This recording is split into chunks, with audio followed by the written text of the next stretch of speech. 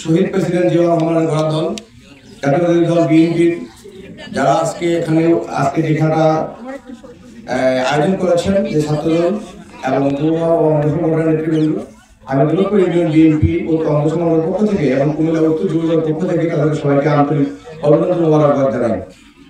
আজকে যে খেলা এখানে আয়োজন করা হয়েছে, এই খেলার জন্য তরুণদেরকে উদ্বুদ্ধ করা হয়, তাদেরকে সামাজিক বিশৃঙ্খলা থেকে তাদের মস্তিষ্ক এবং তাদের মনকে এবং শিক্ষাকে এগিয়ে নেওয়ার জন্য খেলা হচ্ছে একটা প্রধান ধাপ।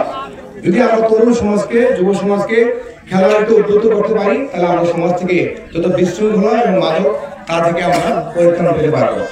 আশা করি ভবিষ্যতে এরকম সুন্দর খেলা আরো বেশি বেশি করে আয়োজন করবে। আমি উদাত্ত আহ্বান রেখে আজকের খেলা সুন্দরভাবে উভয় পক্ষকে সুস্থ এবং ভালো একটা খেলা উপহার দিবেন তা আহ্বান করে আমি খেলতে পারছি। আল্লাহ হাফিজ।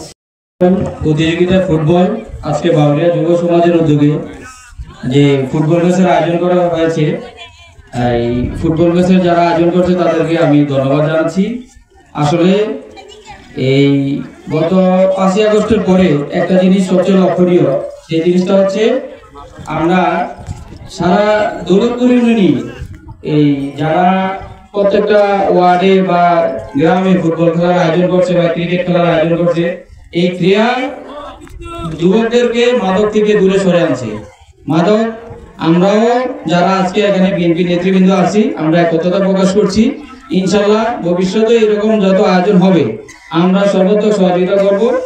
আর মাদকের ব্যাপারে আমরা যে দৃঢ় প্রতিজ্ঞা যে দৌলতপুরে মাদক থাকবে না, এই খেলাগুলোতে সাপোর্ট করেই এর প্রমাণ বহন করে আমি মনে করি। তা যে দুইটা টিম আজকে খেলবে, নায়ারগাঁও এবং কাবাদি, দুইটাই আমাদের পাশাপাশি ভাই ব্রাদার, সবার কাছে অনুরোধ থাকবে যাতে সুন্দরভাবে সুশৃঙ্খলভাবে খেলা হয়, আম্পায়ারের সিদ্ধান্ত মেনে যাতে চূড়ান্ত সিদ্ধান্তভাবে খেলে, এই বলে আবারও আয়োজক কমিটিকে ধন্যবাদ জানিয়ে আসল ভাই আপনাদের ছোট ভাই ধরতে গেলে খেলার আয়োজন করছি, তার সেই উদ্দেশ্য সম্পর্কে আপনাকে জানতে চাচ্ছি।